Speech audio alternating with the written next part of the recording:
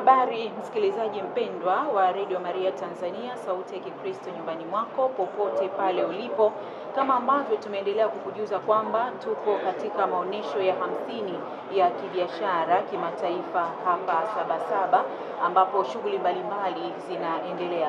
Nasi Radio Maria Tanzania tupo hapa Sabasaba, tunalo banda letu, kwa tunaendelea kukualika kutembelea banda la Radio Maria Tanzania. Lakini pamoja na kuwa na banda hapa Sabasaba, Radio Maria tunazunguka katika mabanda mbalimbali kuweza kukuhabarisha yale ambayo yanajiri katika mabanda mbalimbali. Na hapa tupo kwenye banda la ofisi ya taifa ya takwimu, ambapo tutapata mengi mazuri ambayo yatatusaidia. Wakati mwingine tunakutana na maswali, kwa nini sensa, kwa nini tunahesabiwa, kwa tunaweza tukapata majibu ya maswali yetu hapa katika kipindi hiki maalum.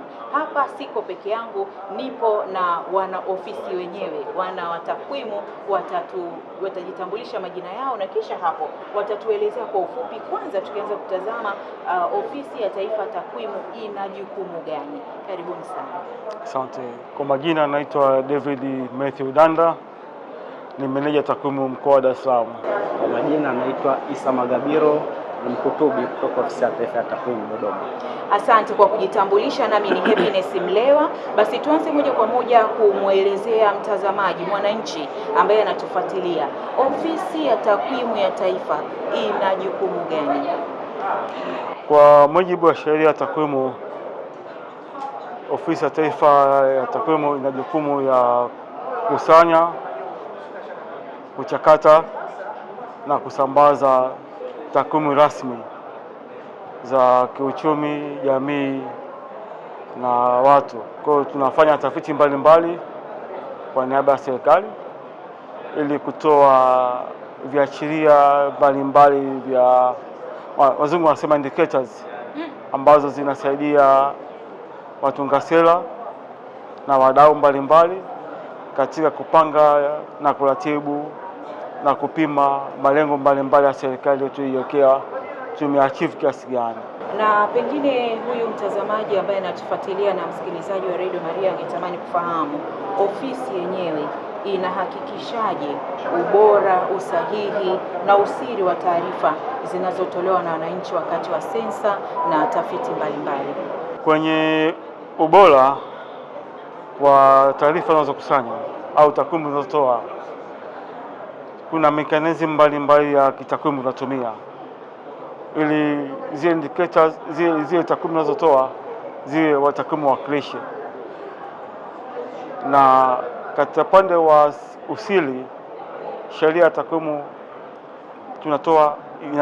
inatukataza kutoa taarifa za individual, za mmoja mmoja. Tunafanya takwimu jumuishi. Kwa mfano tunavyosema wakati wa sensa watu na makazi, tumetoa takwimu za wanawake na wanaume ni wangapi. Sasa hivyo kama tunafanya utafiti wa mapato na matumizi ndani ya kaya, tutatoa matokeo kuonesha kwamba viwango vya elimu vimefikia wapi, matumizi ya Mtanzania yako kiasi gani. Kwa mfano kama matumizi ya tuseme consumption ya matumizi ya chakula ndani ya kaya, sawa, kaya za Tanzania zinatumia kiasi hiki kwa mwaka, sio kwamba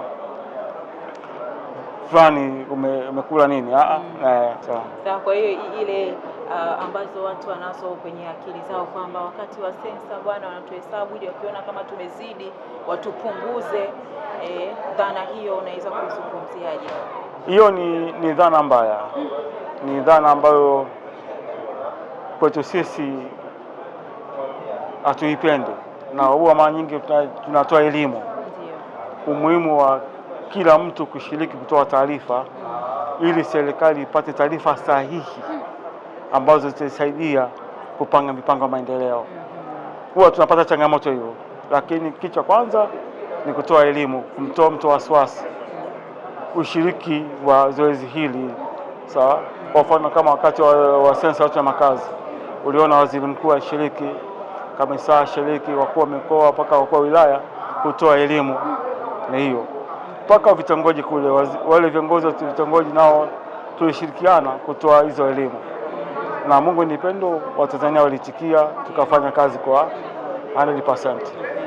Tukija kuzungumzia kwenye swala la teknolojia, ni teknolojia au mbinu zipi ambazo mnazitumia kuboresha ukusanyaji wa takwimu? Ndugu mtangazaji, kwa sasa wakati wa kufanya tafiti zetu, Ofisi ya Taifa ya Takwimu tunatumia mbinu mbalimbali kulingana na mabadiliko ya teknolojia. Sasa tunatumia vishikwambi ambapo taarifa zinakusanywa uwandani, lakini moja kwa moja zinafika katika seva ya makao makuu kulingana na teknolojia hiyo. So kwa hali kama hiyo tunajikuta tunaweza kutoa matokeo ya zile tafiti kwa muda mfupi na kwa usahihi zaidi. Na kwa hapa Sabasaba sasa, mtu anapofika kwenye hili banda la Wizara ya Fedha na ninyi mkiwa humu ndani Ofisi ya Takwimu, ni huduma gani ambazo atazipata akifika hapa bandani? Ndugu mtangazaji, kwa wateja wote na wadau wote wanaotembelea banda la Wizara ya Fedha, tunawakaribisha wafike kwenye banda la Ofisi ya Taifa ya Takwimu kwa sababu kuna huduma mbalimbali. Wakifika hapa watapata elimu jinsi ya ukusanyaji wa takwimu, watapata elimu jinsi ya uchakataji wa takwimu, watapata elimu jinsi ya matokeo ya tafiti ambayo zinatusaidia sasa kupata takwimu halisi katika kupanga na kutekeleza mipango mbalimbali ya nchi. Mwisho kabisa, mwito wenu kwa mwananchi ambaye anatusikiliza, anatufuatilia, mnatoa wito gani ama ujumbe gani kwa wananchi kuhusu umuhimu wa kushiriki katika swala zima la sensa? Unaweza ukaongezea pia kwamba sensa inafanyika kila baada ya miaka mingapi, japo kwa ufupi tu? Kwa sensa huwa mara nyingi tunafanya kila baada ya miaka 10. Na hapa katikati kuna tafiti mbalimbali tunafanya kila baada ya miaka 5. Kuna tafiti ambazo tunazifanya. Kwa wito wetu kwa wananchi wa Tanzania kushiriki kwenye kutoa taarifa sahihi, ili hizi taarifa tunazopata serikali iweze kupanga kwa usahihi. Kwa ushirikiano, sisi ni Tanzania, tuna dira ya maendeleo 2050. Ili ifanikiwe hii dira ya maendeleo 2050, lazima tutoe taarifa sahihi kwa serikali. Kwa wito wetu Ofisi ya Taifa ya Takwimu, wananchi washiriki kwenye mazoezi yetu, either iwe sensa au surveys nyingine ambazo zinafanya kila baada ya miaka 5, ili tupate taarifa sahihi ambazo serikali itasaidia kupanga mipango yetu ya maendeleo kwa ufasaha, na hata wadau wengine nao watumie takwimu ambazo sahihi. Asante, ninakushukuru. Unachokuongeza? Cha kuongeza ni kwamba tunawakaribisha wadau wote wanaotembelea banda la Wizara ya Fedha wafike katika Ofisi ya Taifa ya Takwimu ili waendelee kupata elimu zaidi. Asante basi msikilizaji na mtazamaji, haya ni kwa uchache ambayo tumeshirikishwa hapa katika Ofisi ya Taifa ya Takwimu. Tumealikwa kuja kujifunza mengi kutoka kwao, lakini wametoa mwito na mwaliko inapotokea swala zima la sensa kuwa na mwitikio wa kushiriki katika sensa hiyo, lakini tumeambiwa pana usiri mkubwa katika utoaji wa taarifa. Yani kama mtu anatoa taarifa, basi kuna usiri mkubwa ambao wanautekeleza. Kwa maana hiyo, mimi nikualike wewe msikilizaji, mfuatiliaji, na wewe ambaye pengine sasa hivi unajiandaa kuja Sabasaba, usiache kufika kwenye banda la Wizara ya Fedha, lakini moja kwa moja ukifika hapa katika banda hili la Ofisi ya Taifa ya Takwimu kuweza kujionea, lakini pia kupata elimu ya undani zaidi kuhusiana na ofisi hii. Mimi ninawashukuru sana, asanteni na Mwenyezi Mungu awabariki. Tunashukuru sana kwa ushirikiano ambao umetuonyesha. Pia na sisi tunashukuru kwenye taarifa zako unazotoa, hakikisha unatumia taarifa zetu. Amina, asante sana. Asante sana, tunashukuru sana. Asante.